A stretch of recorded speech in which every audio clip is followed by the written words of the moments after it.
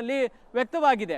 ಹಾಗಾಗಿ ಆಯ್ತು ಅನ್ನೋದ್ರ ಬಗ್ಗೆ ಬರ್ತೀನಿ ಮಾರುತೇಶ್, ಮತ್ತಷ್ಟು ಮಾಹಿತಿಯನ್ನ ಪಡೆದುಕೊಳ್ತೀನಿ. ಜಾತಿ ಗಣತಿಯ ಬಗ್ಗೆ ಕ್ಯಾಬಿನೆಟ್ ಸಭೆಯಲ್ಲೂ ಕೂಡ ಜಟಾಪಟಿ ಆಗಿದೆ. ಗೊಂದಲದ ಮಧ್ಯೆನೇ ಗಣತಿ ಮಾಡಿದ್ರೆ ಸರ್ಕಾರಕ್ಕೆ ತೊಂದರೆ ಆಗಬಹುದು ಅನ್ನೋ ಅಭಿಪ್ರಾಯಗಳು ವ್ಯಕ್ತವಾಗಿದೆ. ಸಮೀಕ್ಷೆ ಬೇಡ ಅನ್ನೋ ಅರ್ಥದಲ್ಲೇ ಕೆಲ ಸಚಿವರು ಮಾತನಾಡಿದ್ದಾರೆ, ಅಭಿಪ್ರಾಯವನ್ನ ವ್ಯಕ್ತಪಡಿಸಿದ್ದಾರೆ.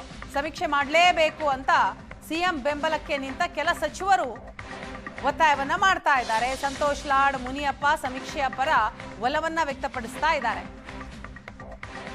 ಗೊಂದಲ ಇದೆ ಒಟ್ಟಿನಲ್ಲಿ. ಸಮೀಕ್ಷೆಯ ಪರವಾಗಿ, ಸಮೀಕ್ಷೆಯ ವಿರುದ್ಧವಾಗಿ ಕೆಲವೊಂದಿಷ್ಟು ಸಚಿವರಿದ್ದಾರೆ. ಈ ಗೊಂದಲದ ವಿಚಾರವಾಗಿ ಸ್ವತಃ ಸಿಎಂ ಸಿದ್ದರಾಮಯ್ಯನವರು ಕೂಡ ಬೇಸರವನ್ನ ಹೊರಹಾಕಿದ್ದಾರೆ. ಹೊರಗಡೆ ಜಾತಿ ಗಣತಿ ವಿಚಾರದಲ್ಲಿನ ಗೊಂದಲಕ್ಕೆ ಬೇಸರವನ್ನ ವ್ಯಕ್ತಪಡಿಸಿದ್ದಾರೆ. ನನ್ನ ಮೇಲೆ ಜಾತಿವಾದಿ ಅಂತ ಪಟ್ಟ ಕಟ್ತಾ ಇದ್ದಾರೆ. ಬಡವರ ಪರ ಸಮೀಕ್ಷೆ ಎಂಬ ಸಂದೇಶ ರವಾನೆ ಆಗ್ತಾನೇ ಇಲ್ಲ, ಕೇವಲ ಜಾತಿ ಸಮೀಕ್ಷೆ ಅಂತ ಬಿಂಬಿತವಾಗ್ತಾ ಇದೆ ಅಂತ ಕ್ಯಾಬಿನೆಟ್ ಸಭೆಯಲ್ಲಿ ಸಿಎಂ ಸಿದ್ದರಾಮಯ್ಯ ಬೇಸರ ವ್ಯಕ್ತಪಡಿಸಿದ್ದಾರೆ.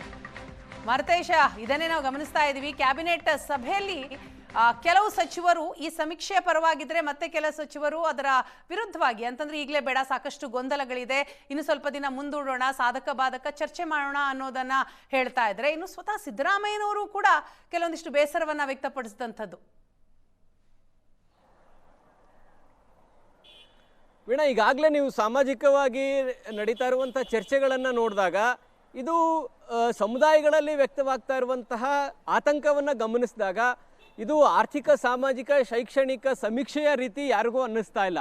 ಇದು ಜಾತಿಯನ್ನ ಕೌಂಟ್ ಮಾಡೋ ರೀತಿಯಲ್ಲಿ ನಡೀತಾ ಇರುವಂತಹ ಸಮೀಕ್ಷೆ ಅನ್ನುವಂಥ ಭಾವನೆ ಬರ್ತಾ ಇದೆ. ಆದರೆ ನಿಜವಾದ ಉದ್ದೇಶ ಅದಲ್ಲ. ಸಮುದಾಯಗಳ ಆರ್ಥಿಕ, ಸಾಮಾಜಿಕ, ಶೈಕ್ಷಣಿಕ ಪರಿಸ್ಥಿತಿಯನ್ನು ತಿಳಿದುಕೊಂಡು ಮುಂದೆ ಅವರಿಗೆ ಯೋಜನೆಗಳನ್ನು ರೂಪಿಸುವಂಥದ್ದು, ಹಿಂದುಳಿದ ವರ್ಗಗಳ ಮೀಸಲಾತಿಯ ವಿಚಾರಕ್ಕೆ ಸಂಬಂಧಪಟ್ಟಂತೆ ಮೀಸಲಾತಿಯನ್ನು ಹೆಚ್ಚಳ ಮಾಡೋದು ನಿಜವಾಗ್ಲೂ ಈ ಸಮೀಕ್ಷೆಯ ಉದ್ದೇಶ. ಆದರೆ ಈಗ ಆಗ್ತಾ ಇರುವಂಥ ಚರ್ಚೆ ಏನು, ಒಂದು ಕಡೆ ಅಂದರೆ ಆ ಚರ್ಚೆಗೆ ಪೂರಕ ಅನ್ನುವಂತೆ ಕೈಪಿಡಿಯಲ್ಲಿ ಆದಂತಹ ಆಕ್ಷೇಪಣೆಗಳಿರ್ಬೋದು, ಕೈಪಿಡಿ ಬಿಟ್ಟ ಮೇಲೆ ಅದಕ್ಕೆ ಉದ್ಭವ ಆಗಿರ್ತಕ್ಕಂಥ ಆಕ್ಷೇಪಣೆಗಳಿರ್ಬೋದು. ಈ ಆಕ್ಷೇಪಣೆಗಳು ಇದು ಜಾತಿ ಗಣತಿಯ ಕಾರಣಕ್ಕಾಗಿ ನಡೀತಾ ಇದೆ, ಇದು ಜಾತಿಯ ಗಣತಿ ಮಾತ್ರ ಸೀಮಿತ ಅನ್ನುವ ರೀತಿಯಾದಂತಹ ಅಭಿಪ್ರಾಯ ಬರ್ತಾ ಇದೆ. ಈ ಅಭಿಪ್ರಾಯಕ್ಕೆ ಮುಖ್ಯಮಂತ್ರಿಗಳು ಸಚಿವ ಸಂಪುಟದಲ್ಲಿ ಬೇಸರವನ್ನು ವ್ಯಕ್ತಪಡಿಸಿರೋದು. ಒಂದು ಕಡೆ ಬಿಜೆಪಿ ಈ ಜಾತಿ ಗಣತಿಯನ್ನು ತಂದು ಜಾತಿ ಒಡೆಯೋದಕ್ಕೆ ಮುಖ್ಯಮಂತ್ರಿಗಳು ಅಂದರೆ ಸಿದ್ದರಾಮಯ್ಯನವರು ಮುಂದಾಗಿದ್ದಾರೆ. ಸಿದ್ದರಾಮಯ್ಯನವರು ಧರ್ಮ ಒಡಿಲಿಕ್ಕೆ ಈ ಜಾತಿ ಗಣತಿಯನ್ನು ತಂದಿದ್ದಾರೆ ಅನ್ನುವಂಥ ರೀತಿಯಲ್ಲೂ ಕೂಡ ಟೀಕೆಗಳು ವ್ಯಕ್ತವಾಗ್ತಾ ಇದೆ. ಈ ಟೀಕೆಗಳು ಸಹಜವಾಗಿ ಮುಖ್ಯಮಂತ್ರಿಗಳಿಗೆ ಬೇಸರವನ್ನು ತರಿಸಿದೆ. ಈ ಬೇಸರವನ್ನೇ ಇವತ್ತು ಕ್ಯಾಬಿನೆಟ್ನಲ್ಲೂ ಕೂಡ ಅವರು ವ್ಯಕ್ತಪಡಿಸಿದ್ದು. ಯಾಕಂದರೆ ಇದು ಯಾರು ಹಿಂದುಳಿದಿರ್ತಾರೆ, ಯಾರು ಕಡು ಬಡವರಿರ್ತಾರೆ, ಅವರ ಸಂಖ್ಯೆ ಎಷ್ಟಿದೆ, ಅವರ ಜೀವನ ಮಟ್ಟ ಹೇಗಿದೆ, ಅವರ ಶೈಕ್ಷಣಿಕ ಮತ್ತು ಸಾಮಾಜಿಕ ಪರಿಸ್ಥಿತಿ ಏನಿದೆ, ಅವರಿಗೆ ಆರ್ಥಿಕ ಪರಿಸ್ಥಿತಿಯನ್ನು ಅರ್ಥ ಮಾಡಿಕೊಂಡು ಯಾವ ಯೋಜನೆಗಳನ್ನು ಘೋಷಣೆ ಮಾಡ್ಬೋದು, ಇದು ಈ ಸಮೀಕ್ಷೆಯ ಉದ್ದೇಶ ಆಗಿತ್ತು. ಆದರೆ ಈಗ ಆಗ್ತಾ ಇರುವಂತಹ ಚರ್ಚೆ ಮತ್ತು ಸಾರ್ವಜನಿಕ ವಲಯದಲ್ಲಿ ಬಿಂಬಿತ ಆಗಿರುವಂಥದ್ದು ಮತ್ತು ಅದನ್ನು ತಿಳಿದುಕೊಳ್ತಾ ಇರುವಂಥ ರೀತಿಯನ್ನು ಗಮನಿಸಿದಾಗ ಇದು ಕೇವಲ ಜಾತಿಯ ಗಣತಿ ಮಾತ್ರ ಆಗ್ತಾ ಇದೆ ಅನ್ನುವಂಥ ರೀತಿಯಲ್ಲಿ ಬಿಂಬಿತ ಆಗ್ತಾ ಇದೆ. ಇದು ಕೂಡ ಸಿದ್ದರಾಮಯ್ಯನವರಿಗೆ ತಲೆಬಿಸಿ ಆಗಲಿಕ್ಕೆ ಕಾರಣ ಆಗಿದೆ. ಹೀಗಾಗಿ ಸಚಿವರಿಗೂ ಕೂಡ ಇದು ಆತಂಕವನ್ನು ಸೃಷ್ಟಿ ಮಾಡ್ತಾ ಇದೆ. ಯಾಕೆಂದರೆ ನಾಳೆ ಈ ಜಾತಿ ಗಣತಿಯ ವಿಚಾರವೇ ದೊಡ್ಡ ಒಂದು ಅಸ್ತ್ರ ಆಗಿ ವಿಪಕ್ಷಗಳಿಗೆ ಚುನಾವಣೆಗಳಲ್ಲೂ ಕೂಡ ಇದು ಪರಿಣಾಮ ಬೀರಬಹುದು ಅನ್ನುವಂಥ ಆತಂಕ ಒಂದು ಕಡೆ ಸಚಿವರುಗಳಲ್ಲೂ ಇದೆ, ಅದು ಶಾಸಕರುಗಳಲ್ಲೂ ಇದೆ. ಸೊ ಹಾಗಾಗಿನೇ ಇವತ್ತು ಕ್ಯಾಬಿನೆಟ್ನಲ್ಲಿ ಮುಖ್ಯಮಂತ್ರಿಗಳು ಕೂಡ ಸ್ವತಃ ಇದೇ ಅಭಿಪ್ರಾಯವನ್ನು ವ್ಯಕ್ತಪಡಿಸಿದ್ರು. ಒಂದು 3-4 ಜನ ಸಚಿವರು ಮಾತ್ರ ಜಾತಿ ಗಣತಿ ನಡೀಲಿ ಎನ್ನುವ ರೀತಿಯಲ್ಲಿ ಅಭಿಪ್ರಾಯವನ್ನು ವ್ಯಕ್ತಪಡಿಸಿದ್ರೆ ವಿನಃ ಇನ್ನೆಲ್ಲರೂ ಕೂಡ ಈ ಆಕ್ಷೇಪಣೆಗಳು, ಗೊಂದಲಗಳು ಇವೆಲ್ಲವನ್ನ ಬಗೆಹರಿಸಿಕೊಂಡು ಮಾಡೋದು ಸೂಕ್ತ, ಈ ಜಾತಿ ಗಣತಿಯನ್ನು ಮುಂದೂಡೋದ್ರ ಬಗ್ಗೆ ಆಲೋಚನೆ ಮಾಡಿ ಅನ್ನುವಂತಹ ಸಲಹೆಯನ್ನು ವ್ಯಕ್ತಪಡಿಸಿದ್ದಾರೆ ವೀಣಾ.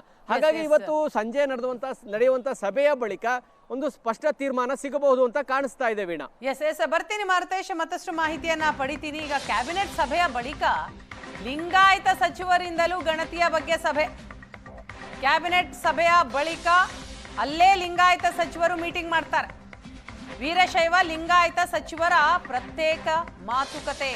ಧರ್ಮದ ಕಾಲಂನಲ್ಲಿ ವೀರಶೈವ ಲಿಂಗಾಯತ ಬರೇಸಿ ಅಂತ ಹೇಳಿರುವ ಮಹಾಸಭಾ, ಹಿಂದೂ ಅಂತ ಬರೇಸಿ ಅಂತ ಹೇಳ್ತಾ ಇರುವ ಬಿಜೆಪಿ ಲಿಂಗಾಯತ ನಾಯಕರು, ವೀರಶೈವ ಲಿಂಗಾಯತ ಸ್ವಾಮೀಜಿಗಳ ನಡುವೆಯೂ ಕೂಡ ಪರ ವಿರೋಧದ ಚರ್ಚೆಗಳಾಗ್ತಾ ಇದೆ. ಹೀಗಾಗಿ ಸಚಿವ ಈಶ್ವರ ಖಂಡ್ರೆ ನೇತೃತ್ವದಲ್ಲಿ ಲಿಂಗಾಯತ ನಾಯಕರ ಮೀಟಿಂಗ್ ಇದೆ. ಸಚಿವ ಶಿವಾನಂದ ಪಾಟೀಲ್, ಶರಣು ಪ್ರಕಾಶ್ ಪಾಟೀಲ್, ಎಂಬಿ ಪಾಟೀಲ್ ಸೇರಿದಂತೆ ಹಲವು ಲಿಂಗಾಯತ ಸಚಿವರು ಈ ಮೀಟಿಂಗ್ನಲ್ಲಿ ಭಾಗಿಯಾಗ್ತಾರೆ.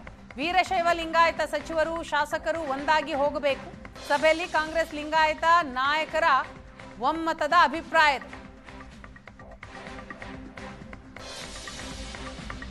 ಮಾರುತೇಶ್, ನಾವು ಗಮನಿಸ್ತಾ ಇದ್ದೀವಿ, ಒಂದು ಕಡೆ ರಾಜಕಾರಣಿಗಳು ಅಂದ್ರೆ ವಿಶೇಷವಾಗಿ ಸಚಿವರುಗಳು ಇವತ್ತಿನ ಕ್ಯಾಬಿನೆಟ್ ಮೀಟಿಂಗ್ನಲ್ಲಿ ಪರ ವಿರೋಧ ಅಭಿಪ್ರಾಯವನ್ನ ವ್ಯಕ್ತಪಡಿಸ್ತಾ ಇದ್ದಾರೆ. ಇದರ ನಡುವಿನಲ್ಲಿ ಲಿಂಗಾಯತ ವೀರಶೈವ ಸ್ವಾಮೀಜಿಗಳ ನಡುವೆಯೂ ಕೂಡ ಸಾಕಷ್ಟು ಆಕ್ಷೇಪಗಳಿದೆ, ಗೊಂದಲಗಳಿದೆ. ಸೊ ಇದನ್ನ ಕೂಡ ಬಗೆಹರಿಸಬೇಕಾದಂತಹ ಒಂದು ದೊಡ್ಡ ಸವಾಲು ಈಗ ವೀರಶೈವ ಲಿಂಗಾಯತ ನಾಯಕರುಗಳ ಮೇಲೆ ಇದ್ದಂಗೆ ಕಾಣಿಸ್ತಾ ಇದೆ. ಸೊ ಈ ಮೀಟಿಂಗ್ ಬಗ್ಗೆ ಏನು ಡೀಟೇಲ್ಸ್ಗಳು ಸಿಗ್ತಾ ಇದೆ? ಇವತ್ತು ಕ್ಯಾಬಿನೆಟ್ ಮುಗಿದ ಮೇಲೆ ಕ್ಯಾಬಿನೆಟ್ನ ಹಾಲ್ನ ಒಳಗಡೆನೆ ವೀರಶೈವ ಲಿಂಗಾಯತ ಸಮುದಾಯದ ಸಚಿವರುಗಳು ಜಾತಿ ಗಣತಿಯ ವಿಚಾರದ ಬಗ್ಗೆ ಒಂದಷ್ಟು ಚರ್ಚೆಯನ್ನು ನಡೆಸಿದ್ದಾರೆ. ಅವರಿಗೆ ಇರುವಂಥ ಆತಂಕ ಏನು, ಈಗ ಸಮುದಾಯಗಳಲ್ಲಿ ಒಂದು ದೊಡ್ಡ ಮಟ್ಟದ ಗೊಂದಲ ಎದ್ದಿದೆ. ವೀರಶೈವ ಮಹಾಸಭಾ ಹೇಳ್ತಾ ಇದೆ ಇತರೆ ಕಾಲಂನಲ್ಲಿ, ಅಂದರೆ ಧರ್ಮದ ಕಾಲಂನಲ್ಲಿ ಇತರೆ ಅನ್ನುವಂಥ ಆಯ್ಕೆ ಇದೆ. ಆ ಇತರೆ ಕೆಳಗಡೆ ವೀರಶೈವ ಲಿಂಗಾಯತ ಅಂತ ಬಳಸಿ ಆ ನಂತರ ಉಪಜಾತಿಗಳನ್ನು ಬರೆಸಿ ಎನ್ನುವಂತಹ ವಾದವನ್ನು ವೀರಶೈವ ಮಹಾಸಭಾ ಹೇಳಿದೆ. ಅದನ್ನು ನಾಳೆ ಏಕತಾ ಸಮಾವೇಶ ಹುಬ್ಬಳ್ಳಿಯಲ್ಲಿ ನಡೀತಾ ಇದೆ, ಅಧಿಕೃತವಾಗಿ ಅದನ್ನು ಘೋಷಣೆ ಕೂಡ ಮಾಡ್ತಾರೆ. ಇನ್ನೊಂದು ಕಡೆ ಬಿಜೆಪಿಯ ವೀರಶೈವ ಲಿಂಗಾಯತ ಸಮುದಾಯದ ನಾಯಕರು ಧರ್ಮದ ಕಾಲಂನಲ್ಲಿ ಹಿಂದೂ ಅಂತ ಬರೆಸಿ ಉಪಜಾತಿಯ ಕಾಲಂನಲ್ಲಿ ತಮ್ಮ ಉಪಜಾತಿಗಳನ್ನು ಬರೆಸಿ ಅನ್ನುವಂಥ ವಾದವನ್ನು ಮುಂದಿಟ್ಟಿದ್ದಾರೆ. ಇದು ಇನ್ನೊಂದು ಕಡೆ ಪಂಚಮಸಾಲಿ ಸಮುದಾಯದ ಸ್ವಾಮೀಜಿಗಳು ಹೇಳ್ತಾ ಇರೋದು ನೀವು ಪಂಚಮಸಾಲಿಗಳನ್ನೇ ಪ್ರತ್ಯೇಕವಾಗಿ ಬರೆಸಿ ಅನ್ನುವಂಥ ವಾದವನ್ನು ಅವರು ಮುಂದಿಟ್ಟಿದ್ದಾರೆ. ಸೊ ಹೀಗಾಗಿ ಈ ಸಮುದಾಯದಲ್ಲಿ ಈ ಥರದ ಮೂರು ಗೊಂದಲಗಳು ಏರ್ಪಟ್ಟಿದ್ದಾವೆ. ಹೀಗಾಗಿ ಈ ಗೊಂದಲಗಳ ಸರಿಪಡಿಸ್ಕೊಳ್ಳದೆ ಅಥವಾ ಈ ಗೊಂದಲಗಳು ಬಗೆಹರಿಸಿಕೊಳ್ಳದೆ ಹೋದರೆ ಮುಂದೆ ಇದು ಸಮಸ್ಯೆ ಆಗುತ್ತೆ ಅನ್ನುವಂಥ ಅರಿವು ಕೂಡ ಆಡಳಿತಾರೂಢ ಪಕ್ಷದಲ್ಲಿ ಇರ್ತಕ್ಕಂಥ ವೀರಶೈವ ಲಿಂಗಾಯತ ಸಮುದಾಯದ ಸಚಿವರ ಆತಂಕ. ಆ ಕಾರಣಕ್ಕಾಗಿ ಇವತ್ತು ಕ್ಯಾಬಿನೆಟ್ನ ಬಳಿಕ ಸುದೀರ್ಘವಾಗಿ ಒಂದು ಚರ್ಚೆ ನಡೆಸಿದ್ದಾರೆ. ಆ ಚರ್ಚೆಯಲ್ಲಿ ಏನು ತೀರ್ಮಾನ, ಏನೇ ಸಮಸ್ಯೆಗಳಿದ್ರೂ ಕೂಡ ಕಾಂಗ್ರೆಸ್ನಲ್ಲಿ ಇರ್ತಕ್ಕಂಥ ವೀರಶೈವ ಲಿಂಗಾಯತ ಸಮುದಾಯದ ಸಚಿವರುಗಳು ನಾವು ಒಗ್ಗಟ್ಟಾಗಿರಬೇಕು, ನಮ್ಮ ನಡುವೆ ಯಾವುದೇ ಭಿನ್ನಾಭಿಪ್ರಾಯಗಳು ಬರಬಾರ್ದು ಅಂತ. ಯಾಕೆಂದರೆ ಕಳೆದ ಬಾರಿ ಲಿಂಗಾಯತ ಪ್ರತ್ಯೇಕ ಧರ್ಮದ ವಿಚಾರಕ್ಕೆ ಸಂಬಂಧಪಟ್ಟ ಹಾಗೆ ಈಶ್ವರ್ ಖಂಡ್ರೆ ಅವರು ಒಂದು ದಿಕ್ಕಿನಲ್ಲಿದ್ದರು, ಎಂ ಬಿ ಪಾಟೀಲ್ ಅವರು ಮತ್ತೊಂದು ದಿಕ್ಕಿನಲ್ಲಿದ್ದರು. ಈ ಕಾರಣದಿಂದಾಗಿ ಲಿಂಗಾಯತ ಪ್ರತ್ಯೇಕ ಧರ್ಮಕ್ಕೆ ಶಿಫಾರಸು ಮಾಡುವಂಥ ತೀರ್ಮಾನವನ್ನು ತೆಗೆದುಕೊಂಡ್ರು. ಇದು ಚುನಾವಣೆಯಲ್ಲಿ ದೊಡ್ಡ ಪ್ರಮಾಣದ ಪರಿಣಾಮ ಬೀಳ್ತು. ಯಾರು ಪ್ರತ್ಯೇಕ ಧರ್ಮದ ಪರವಾಗಿ ಹೋರಾಟ ಮಾಡಿದ್ರು ಅವರು ಚುನಾವಣೆಯಲ್ಲಿ ಹಿನ್ನಡೆ ಅನುಭವಿಸಿದ್ರು. ಅದು ಮಾತ್ರ ಅಲ್ಲ, ಸರ್ಕಾರಕ್ಕೂ ಕೂಡ ಒಂದು ದೊಡ್ಡ ಮಟ್ಟದ ಡ್ಯಾಮೇಜ್ ಆಗಿ ಅಧಿಕಾರವನ್ನು ಕಾಂಗ್ರೆಸ್ ಸರ್ಕಾರ ಕಳೆದುಕೊಳ್ಬೇಕಾದಂಥ ಪರಿಸ್ಥಿತಿ ನಿರ್ಮಾಣ ಆಯಿತು. ಆ ಒಂದು ತೀವ್ರತೆ ಮತ್ತು ಈ ಜಾತಿಯ ವಿಚಾರದಲ್ಲಿ ವೀರಶೈವ ಲಿಂಗಾಯತರು ಯಾವ ರೀತಿ ಒಗ್ಗಟ್ಟಿದ್ದಾರೆ ಮತ್ತು ಇದನ್ನು ಎಷ್ಟು ಸೂಕ್ಷ್ಮವಾಗಿ ನೋಡ್ತಾರೆ ಅನ್ನುವಂತಹ ಅರಿವು ಸಚಿವರುಗಳಿಗೆ ಇದೆ. ಆ ಕಾರಣಕ್ಕಾಗಿ ಈ ಗೊಂದಲಗಳನ್ನು ಇಟ್ಕೊಂಡು ಹೋಗೋದು ಸರಿಯಲ್ಲ ಅನ್ನುವಂಥ ಅಭಿಪ್ರಾಯವನ್ನು ಕೂಡ ಇವತ್ತಿನ ಸಭೆಯಲ್ಲಿ ವ್ಯಕ್ತಪಡಿಸಲಾಗಿದೆ. ಇದಕ್ಕೆ ಪರಿಹಾರ ಏನು ಅನ್ನುವಂಥದ್ದು ಈಗ ಸಚಿವರುಗಳು ಚರ್ಚೆ ನಡೆಸಿದ್ದಾರೆ. ಹೀಗಾಗಿ ನಾಳೆ ಹುಬ್ಬಳ್ಳಿಯಲ್ಲಿ ನಡೆಯುವಂಥ ಏಕತಾ ಸಮಾವೇಶ ಏನಿದೆ, ಅಖಿಲ ಭಾರತ ವೀರಶೈವ ಮಹಾಸಭಾದಿಂದ ಈ ಏಕತಾ ಸಮಾವೇಶ ಆಯೋಜನೆ ಮಾಡಲಾಗಿದೆ. ಅಲ್ಲಿ ಯಾವ ನಿರ್ದೇಶನಗಳನ್ನು ಕೊಡ್ತಾರೆ ಅನ್ನುವಂಥ ಕುತೂಹಲ ಸಹಜವಾಗಿ ಮೂಡ್ತಾ ಇದೆ ವೀಣಾ. ಒಟ್ಟಿನಲ್ಲಿ ಈ ಜಾತಿ ಗಣತಿಯ ವಿಚಾರದ ಬಗ್ಗೆ ವೀರಶೈವ ಲಿಂಗಾಯತ ಸಮುದಾಯಗಳಲ್ಲೇ ಗೊಂದಲಗಳು ಏರ್ಪಟ್ಟಿರೋದಂತೂ ಸ್ಪಷ್ಟ Veena. Yes thank you Maruthesh ತಮ್ಮ ಡೀಟೇಲ್ಸ್ಗಾಗಿ.